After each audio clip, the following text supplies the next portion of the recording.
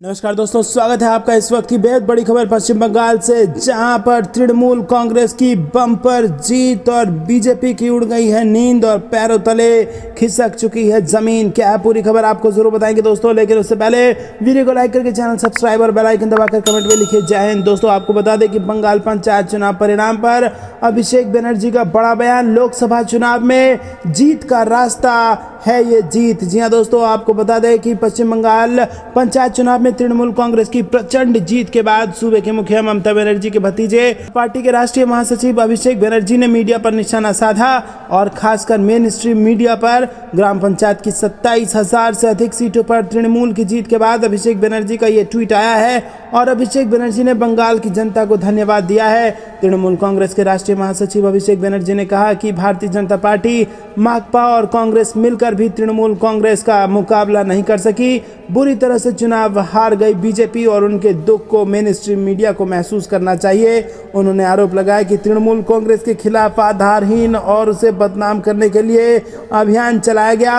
अभिषेक बनर्जी ने अपने ट्वीट में लिखा है कि तृणमूल कांग्रेस के खिलाफ तमाम अभियान यहां पर फेल साबित हुए हैं और वो वोटर्स को बरगलाने में नाकाम रहे। बंगाल की जनता का टीएमसी और बंगाल सरकार में जो विश्वास है उसे डिगाने में हर प्रोपोगेंडा फेल हो रहा है। उन्होंने आगे लिखा कि हम जनता के आभारी हैं। विपक्ष ने नो वोट टू ममता का अभियान चलाया था, लोगों ने उसे नाउ वोट टू ममता में बदल दिया। और इसके साथ ही अभिषेक बनर्जी ने कहा कि तृणमूल नवो ज्वार यानी तृणमूल का नव ज्वार रंग लाया। तो दोस्तों आपको बता दें कि यहाँ पर जबरदस्त उत्साह में है टीएमसी और यहाँ पर भयंकर जीत हाथ लगी है और बीजेपी को यहाँ पर जबरदस्त नुकसान हुआ है। और इसमें वो दावा कर रहे हैं कि 2024 के लोकसभा चुनाव में भी जनता का मूड ऐसा ही रहने वाला है और बीजेपी को इसी तरह हार का सामना करना पड़ेगा। आपको क्या कुछ लगता है कमेंट में जरूर बताइए। वीडियो लाइक करना मत भूलेगा दोस्तों। रुक करते हैं अगली ब्रेकिंग न्यूज की तरफ। अयोध्या में वंदे भारत पर पत्थरबाजी, कई खिड़कियों के शीशे टूटे। गोरखपुर से लखनऊ जा रही थी ट्रेन। जी हाँ दोस्तों, आपको बता दें कि बड़ी खबर उत्तर प्रदेश से आ रही है। अयोध्या में वंदे भारत ट्रेन पर पत्थरबाजी की घटना सामने आई है और पत्थरबाजी की वजह से ट्रेनों के कई खिड़कियों के शीशे टूट गए हैं। बताया जा रहा है कि ट्रेन गोरखपुर से लखनऊ की ओर जा रही थी और इसी दौरान अयोध्या में ट्रेन में अज्ञात बदमाशों ने पत्थरबाजी कर दी, जिसके चलते ट्रेनों की कांच वाली खिड़कियां टूट गई। गनीमत की बात रही कि किसी यात्री को चोट नहीं पहुंची है और सभी यात्री सुरक्षित हैं। फिलहाल पुलिस ने मामला दर्ज कर जांच शुरू कर दी है और बताया जा रहा है कि जैसे ही ये घटना घटी कि थोड़ी देर के भीतर आरपीएफ और पुलिस के जवानों ने घटनास्थल पर पहुंचकर हालात का जायजा लिया और साथ ही इसकी जांच शुरू कर दी। तो दोस्तों आपको क्या कुछ लगता है कमेंट में जरूर बताइए। वीडियो लाइक करना मत भूलिए। रुक करते हैं राजनीति अब आईपीएल की तरह। उद्धव ठाकरे बोले देश और महाराष्ट्र की राजनीति निचले स्तर पर। जहां दोस्तों महाराष्ट्र के पूर्व मुख्यमंत्री उद्धव ठाकरे ने भाजपा और एकनाथ शिंदे के नेतृत्व वाली शिवसेना पर तीखा हमला बोलते हुए कहा कि भारत में राजनीति अब आईपीएल की तरह हो गई है और कोई नहीं जानता कि कौन किस तरफ से खेल रहा है। मीडिया को संबोधित करते हुए शिवसेना के नेतृत्व कर रहे उद्धव ने कहा कि ठाकरे देश और महाराष्ट्र में राजनीति का स्तर निचले स्तर पर पहुंच गया है और लोग परेशान हैं। वहीं दोस्तों आपको बता दें कि उन्होंने साफ तौर पर कहा कि मैं जहां भी गया मुझे वही तस्वीर दिखी, कोई काम नहीं हुआ और कोई योजनाएं जनता तक नहीं पहुंची।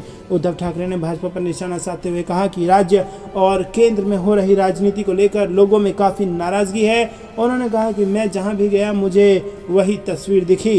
रुक करते हैं अगली ब्रेकिंग न्यूज की तरफ। चार्जशीट के मुद्दे पर तेजस्वी यादव ने बीजेपी को दिया जवाब। लैंड फॉर जॉब मामले को लेकर किया सब कुछ स्पष्ट। जी हाँ दोस्तों, बिहार विधानसभा का अभी मानसून सत्र चल रहा है। उप मुख्यमंत्री तेजस्वी यादव मंगलवार को सदन में पहुंचे और इस दौरान उन्होंने मीडिया से बातचीत की।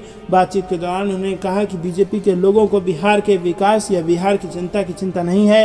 नियमानुसार सदन को चलने देना चाहिए, लेकिन वो सदन को चलने नहीं दे रही हैं। जनता के मुद्दों से कोई मतलब नहीं है। वहीं हम पहली बार सदन में चुनकर 2015 में आए और मंत्री भी 2015 में बने, लेकिन ये मामला कब का है? लालू यादव का रेल मंत्री का कार्यकाल 2004 से 9 तक का था। मेरा जन्म तो 89 में हुआ, तो 2004 में मेरी उम्र 15 वर्ष थी। मेरे कार्यकाल में कोई बता दे कि कौन सा कार्य कर दिया जो भ्रष्टाचारी हमें कहा जा रहा है। तो दोस्तों ये तो सही बात है कि तेजस्वी यादव सत्ता में ही ज़्यादा दिन नहीं रहे और जिस दिन रहे, जिन दौरान वो रहे, उन दौरान आरोपों के चलते ही सरकार बदल गई और आरजेडी को सरकार से बाहर होना पड़ा। तो दोस्तों यहाँ पर मुश्किलें बढ़ सकती हैं बीजेपी की तेजस्वी यादव के मामले में और चार्जशीट के मुद्दे पर तेजस्वी यादव ने जवाब दे दिया है बीजेपी को और स्पष्ट कर दिया है सब कुछ। रुक करते हैं अगली ब्रेकिंग न्यूज की तरफ। पीएम मोदी ब्रिजभूषण के खिलाफ करेंगे कार्रवाई, दिल्ली पुलिस की रिपोर्ट पर कांग्रेस का हमला। जी हां दोस्तों, दिल्ली पुलिस की एक रिपोर्ट में दावा किया गया है कि उसने बीजेपी सांसद और WFI के पूर्व अध्यक्ष ब्रिजभूषण शरण सिंह के खिलाफ 6 शीर्ष पहलवानों के आरोपों की पुष्टि की है।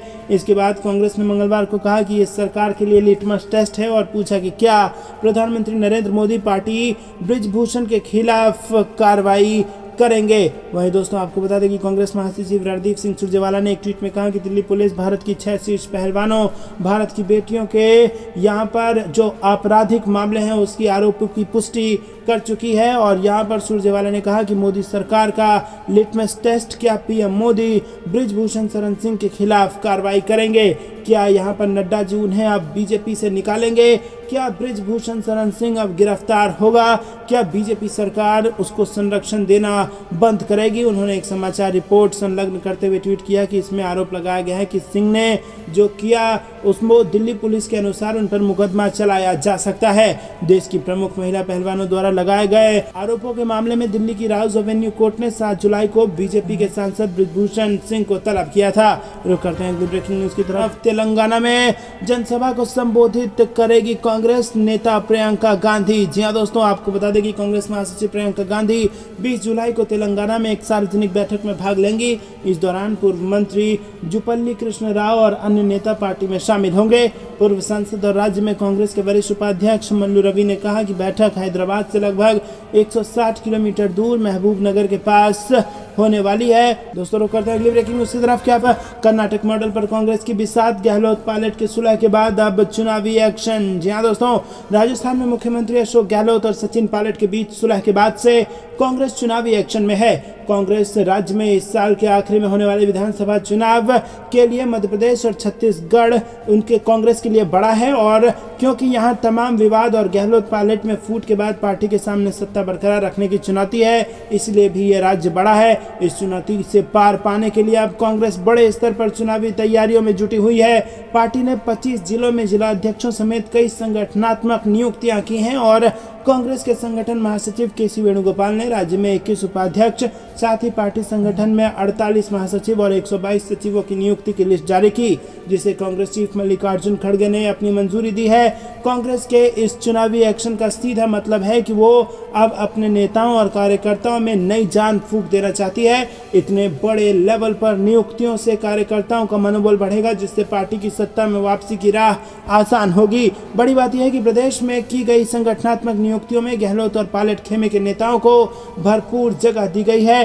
साफ है कि चुनाव से आने पहले कांग्रेस अब राज्य में कोई नया बखेड़ा खड़ा नहीं करना चाहती है। दोस्तों रुक करते हैं अगली ब्रेकिंग न्यूज की तरफ। मध्य प्रदेश में बीजेपी को लगा बड़ा झटका, कटनी के कद्दावर नेता ने थामा कांग्रेस का हाथ। जी हां दोस्तों, चुनावी साल में बीजेपी को मध्य प्रदेश में एक और बड़ा झटका लगा है। बीजेपी नेता पप्पू उर्फ संदीप बाजपेयी ने कांग्रेस का दामन थाम लिया है। एमपी बीजेपी को यह झटका अमित शाह के दौरे के दौरान लगा है और ये झटका सिर्फ बीजेपी नहीं, विधायक संजय पाठक के लिए भी है। संदीप बाजपेयी को विधायक संजय पाठक के करीबी थे और वो विजय राघवगढ़ में बीजेपी विधायक के व्यवसायी मित्रों में शुमार थे। तो दोस्तों आपको बता दें कि यहाँ पर लंबे समय से मनमुटाव चल रहा था और बड़ी खबर आ रही है कि अब कद्दावर नेता ने कांग्रेस का हाथ थाम लिया है। और ऐसे ही खबरों से अपडेट रहने के लिए हमारे चैनल को सब्सक्राइब करना ना भूलें।